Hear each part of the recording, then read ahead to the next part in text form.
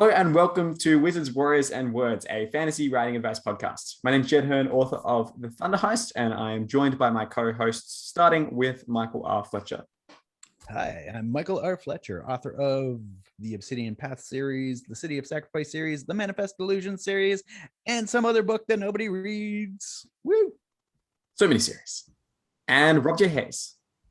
Hi, I'm Rob J. Hayes, and I'm going to go with, I'm the author of Drones, which is a sci-fi noir thriller about emotions and people selling them and then using them like drugs.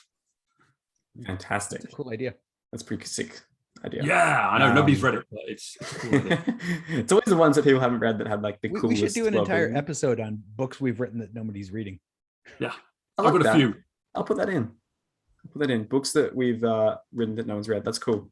So today's episode is all about finding your voice and style. And much like last week's episode, this comes from a Patreon question from Marcella again, who asks, can we talk about a general discussion about finding your voice and style and coming to terms with it as well, which is kind of an interesting tweak on that topic.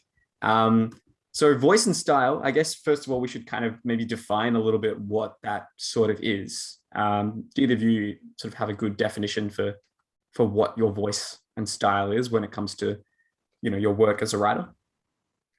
Well, there's a couple of different levels of it, right? Because there's character voice. And, if you do that well, every character is going to have, sort of their own voice. But as a writer, your voice is your prose, and even then that will evolve. Are you all flowery? Are you all meat and potatoes? Is it a simple dumb ox of words approach? Are you all about the the beauty of the language? Are you simply describing a scene, or are you sort of going about it sideways? Okay, so you're sort of thinking about it from sort of these different angles to voice and the style in which you're sort of executing the story. Is that similar for you as well, Rob? I think so. I mean, it's kind of like voice is kind of like the spices and herbs that you put into a dish, isn't it? It's like you've got all the ingredients. That's fine, the characters and the plot and all that lot. You've got the apparatus you use to cook it. That's the world. That's fine. And then the spices that you use are what gives it the real flavor. And that, I feel that's your voice. That's the way that you can really start generating a lot of interest and stuff within the story, because it really does color. Well, that's a mix of metaphors, isn't it? Color and flavor. It really does color every part of the story. In your way, if you look at something like a Joe Abercrombie novel, just to pick an author who's mildly famous, putting it lightly, you can tell a Joe Abercrombie novel from just from reading it. There's something about it, something in the way it's written in every single sentence, which just sounds like Joe Abercrombie. And that's kind of the voice. That's his spice that makes it unique to him. And yeah, so I think that's basically what voice is to me, at least. That's a good definition. And do you think that, kind of for both of you, do you think that voice and style is something that you need to consciously worry about as an author, or do you think it's more sort of this byproduct that happens from just writing a lot of stuff and figuring out what your interests are? Writing and reading. I don't think you can discover your voice just by writing. I think that you need to read a lot as well. And you will probably start by imitating the voices of other authors. There's just no two ways about it. Like your first book, you will not know your voice. You won't have discovered it yet. You might not even discover it by like your third or fourth book. And it might be that those first, few books that you write are just this amalgamation of just different voices that are all just like bubbling up to the surface, and you're not sure which one's you yet. And the more you read and the more you write, the more you'll just solidify one particular voice, and then that will be it. It will, like Fletcher said, it will change over time, but I feel that that first sort of hurdle is discovering it, and the best way to do that is just to read a fuck ton and write a fuck ton. Yeah, my first book was exactly that. The first draft of it was me trying to be Neil Stephenson writing Snow Crash, and just failing abysmally, like so badly no one really catches it that it's totally a Snow Crash ripoff. Beyond Redemption, my second book, really was me sort of understanding that I didn't have to copy. That I think that was the book where I just went, I'm just gonna write. I'm not gonna put any sort of attempt into writing like somebody. I'm gonna say what I want to say, and I'm gonna say it the way I think I should say it. But I will say voice isn't something that should be the same through all your books. Like the voice I use in the Manifest Delusions novels is very specific to those books because they're insane. And so all of that colors like all of the way I describe things. Whereas if you look at like City of Sacrifice or the Obsidian Path books, you get none of the same voice really. I mean, it's still me, so it's kind of the same. But like the Manifest Delusion stuff, it's, swirling diuretic bog water of clouds spinning into a slummy sink. And that's, like what the sky looks like, and whereas in unrelated books, you'll get something a little more, a little less purple. But purple, frankly, worked for Manifest Illusions. It needed to be kind of into the purple territory. For sure. And do you find, because you've recently sort of been switching between multiple series with finishing off the kind of Blackstone Heart trilogy and then also finishing off the last book in the City of Sacrifice series, do you find that, well, first of all, I suppose the question is, are the tones that different for you? And then second of all, when you are sort of switching between projects, do you ever find it difficult to get back into the tone and voice for that world? And if so, what are some techniques that people can use to get back into that mindset? Yeah. Oh, for sure. Switching worlds when you're writing, and if you're sort of trying for a different voice in your different worlds, which you probably should be. Yeah, for sure it's difficult. There's a like grinding gear change in between each. Basically what I do is I go back and I hate it, but I read one of my own books. There's nothing worse than reading your own book. But like, so when I needed to get back into the Obsidian Path series, I had to go back and read the previous book. And that one, because it's first person, the voice is the character's voice.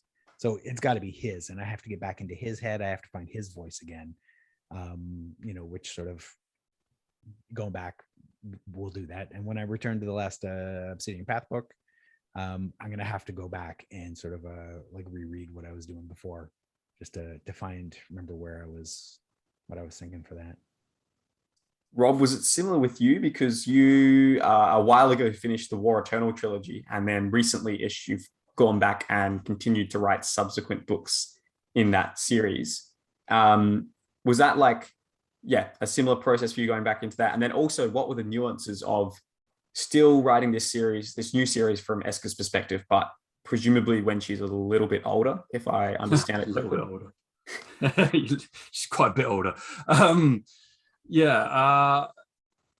Like it was actually quite tough because when I originally started the War Eternal in 2016, end of 2016, and then basically for 2 years I was just in Eska's head writing Eska, and then there was sort of like, there was editing and all that as well, and then when I published it in 2019, I just thought, right, well, I'll have to write some more eventually, and then just took a big break. And going back into her voice was tough because she is such a very distinctive voice as well. I quite often find this with first person perspective, because as Fletcher says, the voice is the book. Like they are just so closely linked, and to have a voice like Eska who's so dark and cynical. Which was nice because it's kind of like I'm quite dark and cynical, but at the same time, it's kind of like you have to turn certain bits of yourself up to 11, and sort of squash other bits of yourself. So it was definitely tough to re-find a voice after a good year's break. And especially because she is quite a bit older, she's changed. She's like 20 years older at this point. She's mellowed out a little bit.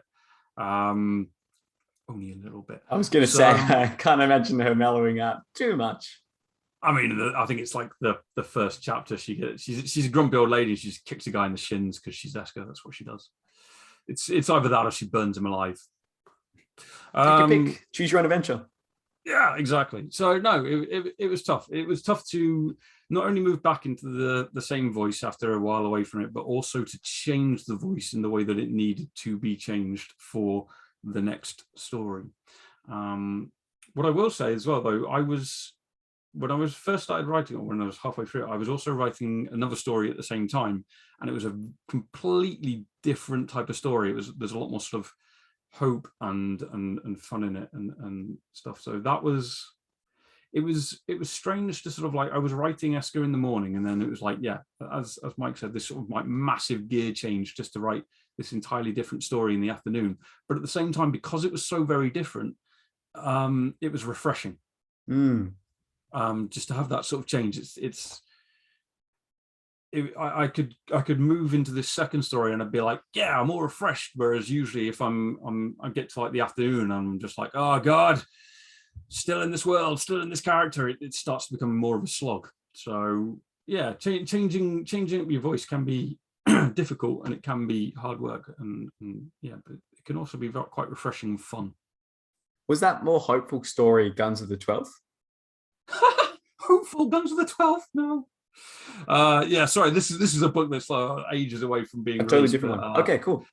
Guns of the 12th is like, but there's no hope in Guns of the 12th. Fantastic. It is the antithesis of hope. No, this is this progression fantasy story that I'm writing at the moment, which you can also read on my Patreon page. Ooh, cheeky plug. Give us the details. Exactly. Well, I'm currently calling it Codename Final Genesis. However, that's not the actual name of the piece, and it's a progression fantasy, which is also a science fantasy. It's set aboard this sort of migrant fleet, a la Mass Effect, where they orbit this giant spaceship called a Titan. They have to hop over onto it to scavenge supplies and the like, but there are monsters and traps and all sorts. And yeah, the story follows a young boy who has to learn how to venture across this spaceship and develop his powers. And yeah, it's quite fun. Sweet. What's the details for your Patreon for that? Do they just search up your name on Patreon? God, I haven't got a clue. Probably. I would imagine it's patreon.com/RobJHayes. Sweet. Yeah. Maybe this is why. For just $1/pound/something a month, you can read this story as I release each chapter week by week. Nice. All right.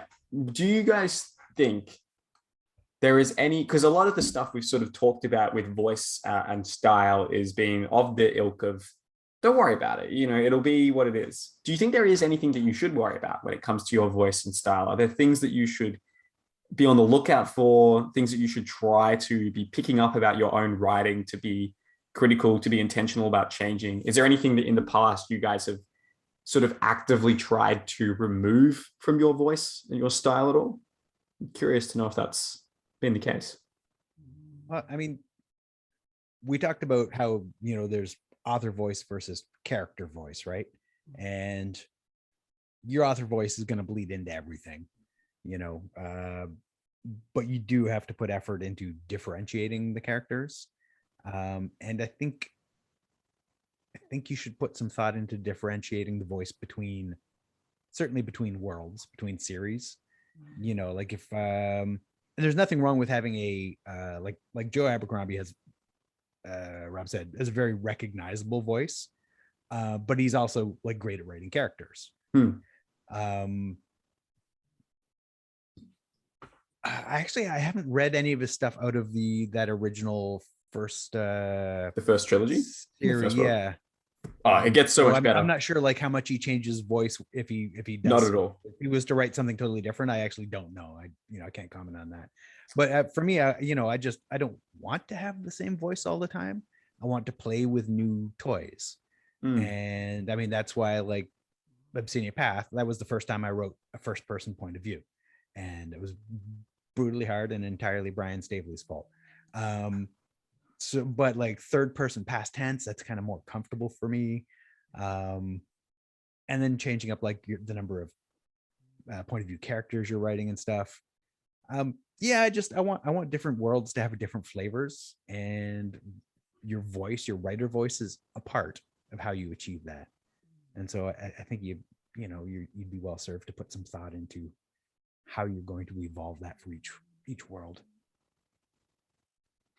Yeah, I'd agree. I think the one thing to do is to constantly be trying to improve it in a way that you want to. There are certainly ways to improve your voice. Like I personally feel that mine is quite workmanlike in my prose. I do have some quite nice prose, but I tend to feel myself I'm on the sort of like Brandon Sanderson style of things, where I have quite sort of a workmanlike prose. I don't go into this sort of like purple fluffy prose where I'll describe the sky as a exploding asshole or whatever. I don't know, whatever Fletcher said before. It was probably something to do with bodily fluids, let's be fair. Damn it.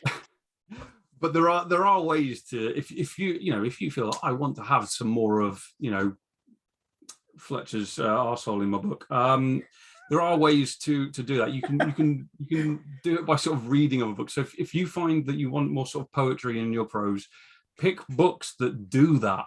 Pick books to read that to do that. Like there's a few that I can think of at the top of my head. Like if you want poetry, read something like Sarah Chorn's books.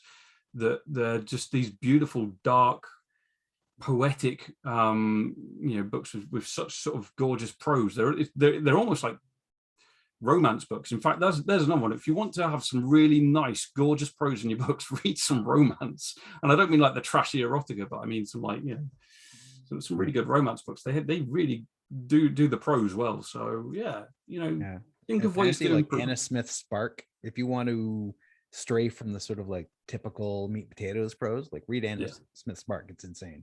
She's a monster. It's like a sort of a wall of just concept. It's a huge beat poem. It's like you're meant to be hearing it. The syllable counts. It's insane. And we had her on our podcast a while ago too. So if you haven't listened to that episode, go search up that and you can hear her talk about that approach from her own mouth.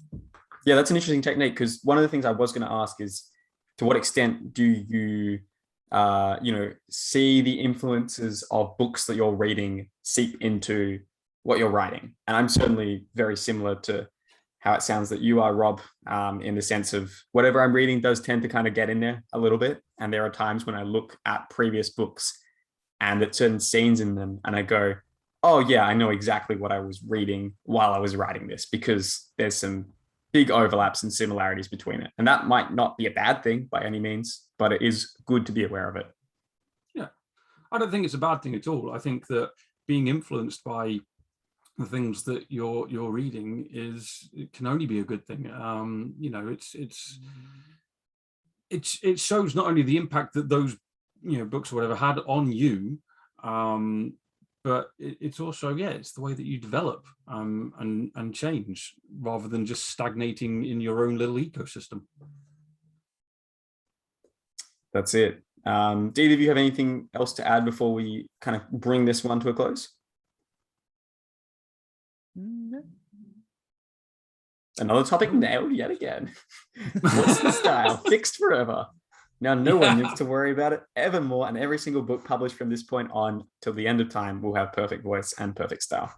Nice work, team. Oh, we fixed it. We fixed it. My God. You don't have to worry anymore, readers and writers. It's all fixed. No, thank you. Thank you to Marcella for that question. As I've mentioned in the previous 2 episodes, I won't plug it heaps. This one, we do have a Patreon. And if you want to get priority access for asking questions of us, you can head over to our Patreon. The link to that is in the show notes down below. Thank you everybody for listening and watching. Oh, that was the other thing I wanted to mention as well. Some of you may have seen on the Twitters that I've recently finished the interactive fiction story I've been writing since March of 2020, last year. So well over a year and a half.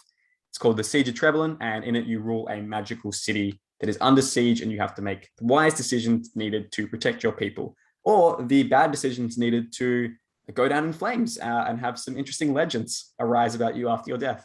Your choice. So there's no choice. There's no choice. How can you not want to burn everything down? Yeah, exactly. There's actually, like, because basically in the game your decisions affect various stats, and there's stats in there called tyranny and chaos.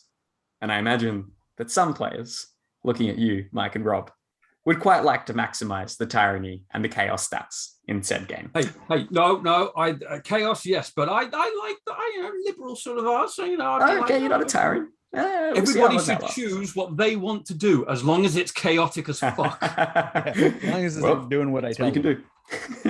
But basically, finish the first draft of that. As of the time of recording a week ago, as of the time of you hearing this a month ago, and it came in like 260,000 words. You can play the first 2 chapters out of 9 total chapters for this for free right now. We have like a demo version up of this game. So I will put a link to that in the show notes below, but you can also get to it like really quickly just by typing in jedherne.com/demo, and it will take you right to that particular playtest version of the game. And yeah, it's cool because you can basically go through like almost 20% of the game, I would say, in that free demo version and get a feel of what it's about. And hopefully by the time you're hearing this, I have gotten my notes back from my editor on the first draft, and we're getting ready to kind of move it towards publication. I imagine it should be ready to come out probably early next year, but I'm not sure what the exact timelines are of that. Yeah, maybe we can get my editor on and we can like have a chat about it when that comes out, because it's been a very interesting process to write a story that you don't have full control over what direction the readers are experiencing it in. And it makes you think about narrative in a very different way. So that's been interesting. But yeah, if you go to jedherne.com/demo or look in the show notes below, there will be a link to that free demo for it as well. So plugs concluded for the episode. Thank you everybody for listening or watching, and we will see you next week, hopefully with Dirk Ashton back for our next episodes as well. See you everybody. Draw.